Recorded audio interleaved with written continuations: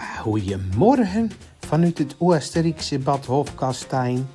Een heerlijk ontbijtstel op ons te wachten. En de pinstellers liggen klaar.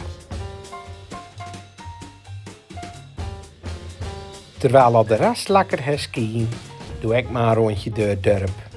En kijk ik nog even voor nieuwe schoenen bij de schoenensnol. Ondertussen besef ik ook dat de gezondheid toch waar alles is, hè? Als je niet mee kan gaan skiën.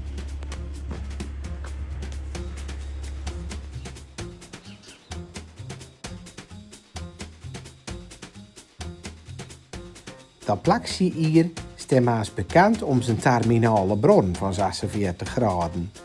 Overal in het dorp kom je stormende waterbekkens tegen. Het water is radioactief. En zo'n therapiebadje, dat zou wonderen moeten doen. Nou, nog ik wat meegemaakt hoor. Mocht ik in een badje liggen. Een radioactief bad. 20 minuten in liggen. Is goed voor de pinnen en voor de huid. En daarna moet je in een bad liggen. Bijzondere ervaring. Na het radioactieve badje bezoek ik nog even het kerkje. Dan de kastspullen worden opgeruimd. En gelijk een mooi moment is om even langs Maria te gaan met de plumeau. Je ziet het, alles krijgt een goede beurte. En omdat oma jarig is, doen we ook nog een felicitatie van u te bergen. Van harte gefeliciteerd! Hiep hiep hoera, met de 90 jaar. Hoera! En voor het eten moet de hus nog even rood doen.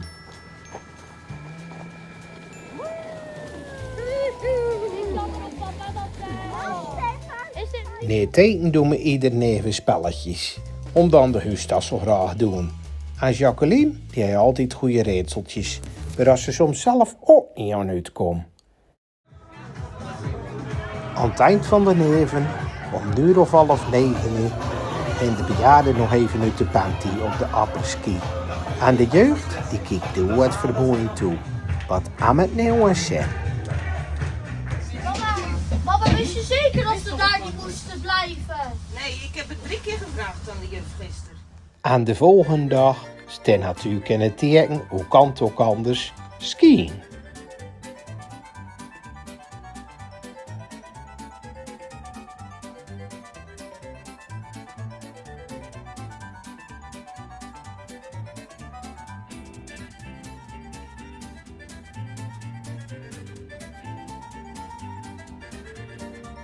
Hoe is het, Jacqueline? Goed hoor. Ja, lekker hè?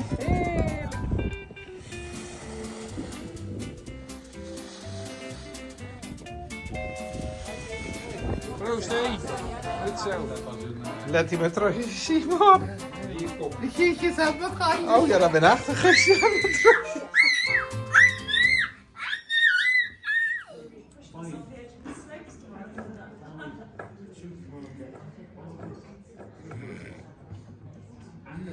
Dat is weer aan het velden.